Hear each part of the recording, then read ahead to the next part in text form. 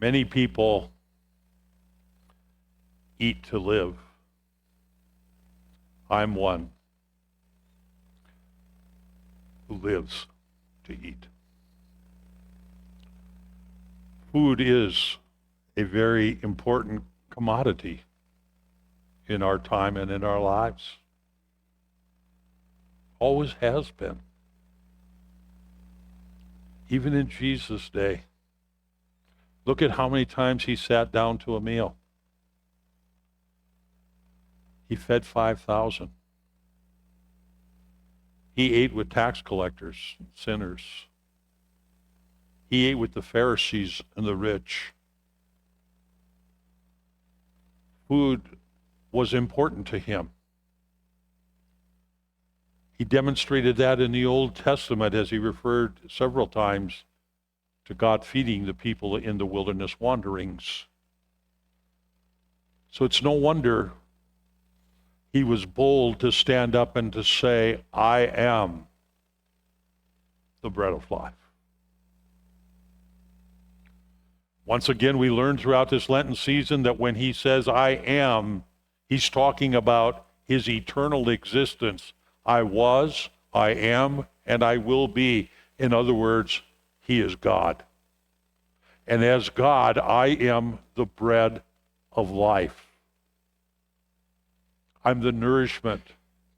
I'm the sustenance. I'm the center of what life should be. Eat of me, and you will live forever. In our Western society and culture, when we think of food, we think of abundance. We think of grocery stores and supermarkets. We think of smorgasbords and warehouses. We think of abundance.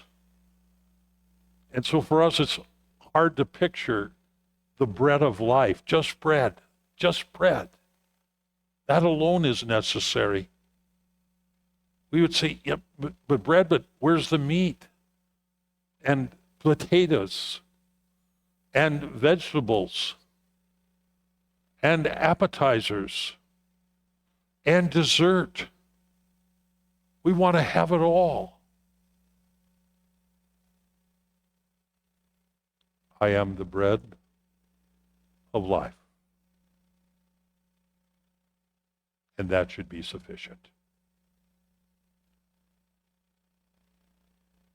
You see, in our physical life, we want that kind of abundance. But then it plays over into our spiritual life.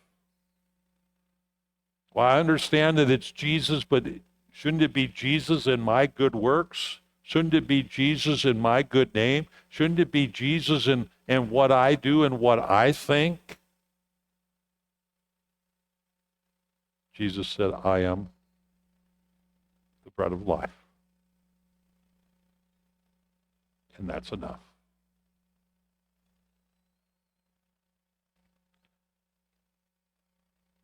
I love the story of the transfiguration of Jesus.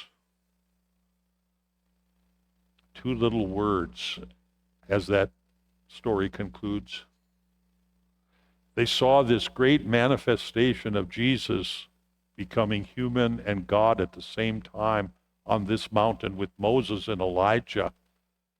It was quite an epiphany for Peter, James, and John. And we're told then that when it all came to an end, they look up and they saw Jesus only. Jesus only. They didn't focus on the clouds. They didn't focus on the sky. They didn't focus on the mountains around them. They didn't focus on the valleys below them. Jesus only. And that was enough for them.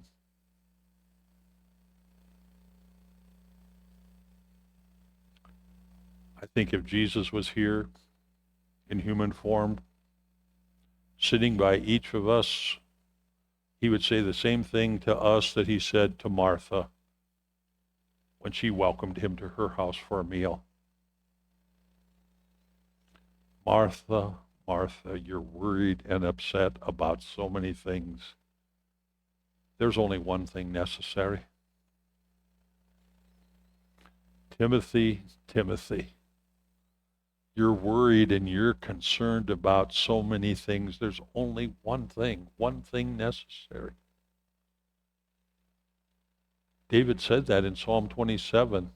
One thing have a desire to the Lord, that I would seek after, that I can dwell in the house of the Lord all the days of my life.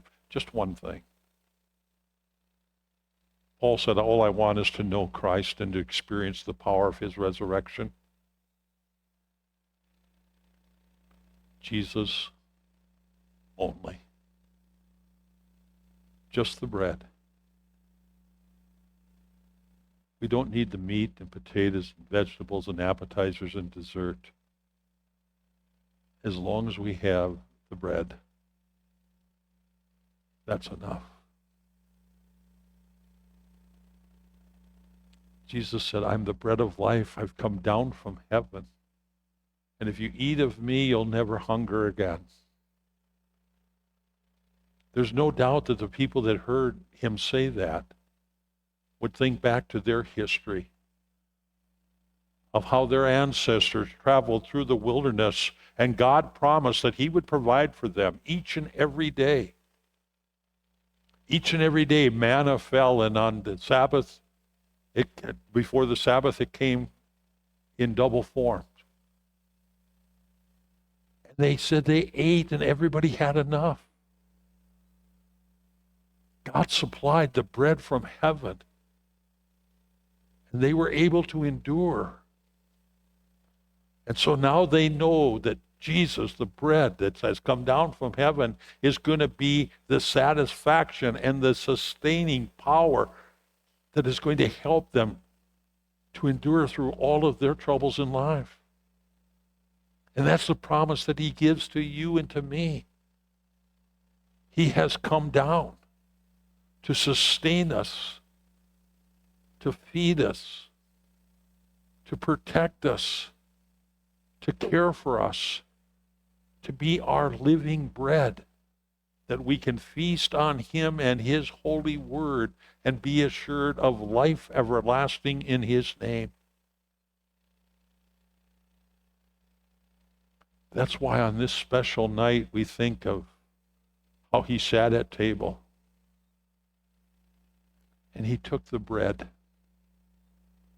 and he broke it and he gave it to them and said, take and eat. This is my body given for you. Do this and remember me. And the same with the cup, drink it,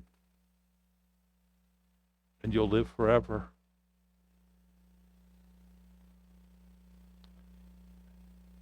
It's no wonder that he taught us to pray in the Lord's Prayer, give us this day our daily bread. We don't need to pray for weekly bread or monthly bread or yearly bread. He promises today is sufficient for today. What I give you today will sustain you, and it will keep you all the way to life everlasting. From that table, he went to the garden and he prayed for you and me. From that garden, he went to the mistrials and was treated cruelly and beaten and punished. He was crucified, suffered and died, so that all that he promises in this holy meal, forgiveness of sins, life, and salvation, is guaranteed for us because of what he did in that passion. And his glorious resurrection assures us that we will someday sit down with him at a banquet feast of heaven. More than just bread. Isaiah says the best of meats and the finest of wines. We had a professor that used to say, gentlemen, this really isn't a supper. This is just a little box lunch to get you through the journey until you finally come home. Then you get the meal. Then you get the supper. So with this box lunch, we have a foretaste of what's going to come. Jesus said, hunger and thirst after righteousness.